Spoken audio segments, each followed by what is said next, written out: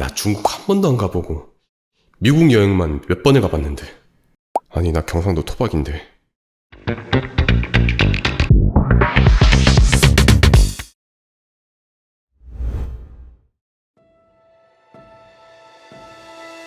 먼저 하나 강조드리고 싶어요. 중국이라고 믿고 거른다는 것은 정확하게 임진왜란 때 일본은 별거 아니라고 생각하던 사람들, 근현대사에서도 일본 별거 아니라고 아니했던 사람들, 이 사람들과 비슷하지 않을까요? 중국과 아무런 연관관계가 없는 세계에서 가장 오래되고 권위 있는 과학저널 네이처가 측정한 전 세계에서 가장 우수한 기관과 대학의 순위입니다. 1위 중국과학원, 2위 하버드대, 3위 막스 플랑크대, 5위 중국 UCAS, 6위 스탠퍼드대, 7위 중국 USTC, 8위 중국 난징대, 9위 중국 베이징대, 10위 중국 칭화대. 제발 현실을 봐주시길 간곡히 요청드립니다. 중국 과학기술은 이미 미국을 제칠 때도 있고 비등비등합니다. 이걸 두고 저한테 조선족이라고 비아냥대고 믿고 거르는 SOD라며 저희 회사를 욕해도 바뀌는 건 없어요. 정말. 네이처에 따르면 현재 전 세계에서 가장 발달한 과학도시 1위가 베이징입니다. 이거 제가 정한 것도 아니에요. 저도 예전에는 중국 하면 후진국인 줄 알았거든요. 근데 중국 출장 다녀온 동기라던가 선배님들, 현업자분들의 말을 들어보면요, 아, 진짜 옛날에 중국이 아니라니까? 아니, 현실 이런데 왜 나를 욕하는지 진짜 억울해 죽겠어요. 저희 회사는 전 세계에서 수치적으로 상위 1에서 5%급 연구만 소개를 드리거든요. 근데 그 라인에 속하는 연구들 상당수가 중국 연구인걸 어떡하라고.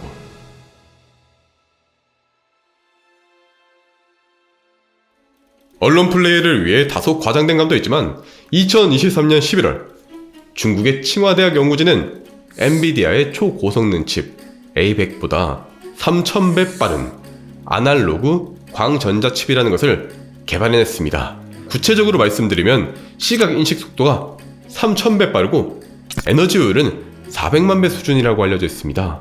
쉽게 말씀드려 기존에 쓰던 칩을 1시간 구동하는데 들어가는 전력으로 500년 이상 구동할 수 있는 수준이래요. 원리를 아주 간단하게 말씀드리겠습니다. 현재 인공지능의 발달은 우리 주변에 있는 비주얼 정보들을 인공지능이 해석하여 이루어지고 있습니다. 마치 인간이 제가 이렇게 주변 사물을 보고 인지를 하듯이 인공지능이 비주얼 정보를 해석을 함으로써 이루어지고 있습니다. 이를 위해선 이미지를 인식하고 탐지하고 이해하는 과정이 필요합니다. 쉽게 말해서 여기 귀여운 포메라니안이 있습니다. 우리의 뇌는 어떤 과정을 따라 지금 동영상에 검은 물체가 블랙탄 포메라니안이라고 인식할까요? 동영상을 보고 이 동영상에 검은 물체가 존재한다는 것을 우리 뇌는 인식합니다. 그리고 뛰어가는 것을 디텍트하며 살아있는 생명체라는 것을 알게 되며 전체적인 분위기를 통해 소형견인 포메라니안이라는 것을 알게 됩니다. 컴퓨터는 아날로그 데이터를 디지털 데이터로 변환하며 이런 사실을 알게 됩니다. 아날로그 데이터는 빛이나 소리, 온도, 압력, 습도 같은 것들입니다. 춥거나 덥거나 시끄럽거나 조용하거나 이런 신호들을 컴퓨터라든가 반도체가 이해하기 위해서는 디지털 신호로 바꿔주어야 합니다. 컴퓨터는 아날로그 신호를 디지털 신호로 변환을 하는데 여기서 상당한 에너지랑 시간이 소모가 됩니다. 그리고 받아들인 데이터를 분류하고 처리하는 작업이 또 들어가게 됩니다. 지금부터는 더 자세히 알고 싶은 분들을 위한 설명으로 어려운 게 싫은 분들은 지금 뜨는 시간대로 가두시면 됩니다. 자, 여기 이 그림이 전통적인 방식입니다. 여기 파란색, 주황색, 갈색이 사람으로 따지면 눈이라고 보면 되는데 얘를 통해 자동차를 인식합니다. 그리고 이 신호를 엄청나게 많은 아날로그 디지털 컨버터들이 처리를 합니다. 그 이후 이게 자동차인지 자전거인지 비행기인지 분류하여 결과물을 내죠. 그런데 중국 연구진들의 방식은 그림에서도 볼 수 있듯 일단 눈이 많습니다. 더 고해상도로 이미지를 뽑아냅니다. 고해상도로 뽑아내면 아무래도 이게 자동차인지 자전거인지 비행기인지 더 빠르게 판단할 수 있겠죠. 그리고 자세히 보면 연구진이 만든 반도체에는 아날로그 디지털 컨버터들이 없습니다. 아날로그 데이터를 디지털 데이터로 바꾸는 컨버터들이 없습니다. 대신 SRAM이라는 녀석들을 넣었어요. SRAM은 DRAM보다 속도가 100배 이상 빠릅니다. 근데 가격이 비교도 안 될 정도로 비싸요. 메모리 반도체 중에 가장 비싼 편이래요. 쉽게 설명드리면 DRAM은 ATM기고요. SRAM은 지갑이에요.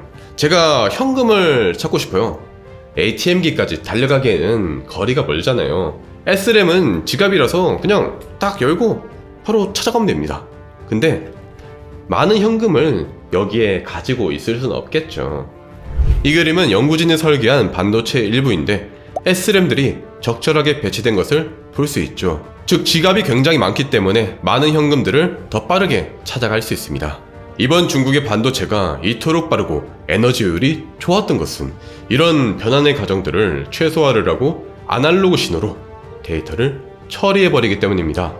중국의 연구진은 싱글칩에 빛을 탐지하고 또 전자신호를 처리할 수 있는 소자들을 결합시킴으로써 이를 해냈습니다. 그렇게 연구진들의 표현을 빌리면 아날로그 신호를 디지털 신호로 변환하는 과정이 필요하지가 않습니다. 연구진에 따르면 스마트워치 이런 거라던가 자율주행차와 같이 산업현장 등에 사용된 뒤에 점차 확대될 전망입니다. 강조드립니다만 이번 연구는 네이처에 게재되며 현역의 톱 전문가들에게 인정받은 연구입니다. 네이처는 아마도 이번 칩의 출현으로 중국이 만든 새로운 방식의 컴퓨터 아키텍처가 예상보다 훨씬 더 빨리 일상에 접목될 것이라며 극찬하기도 했습니다.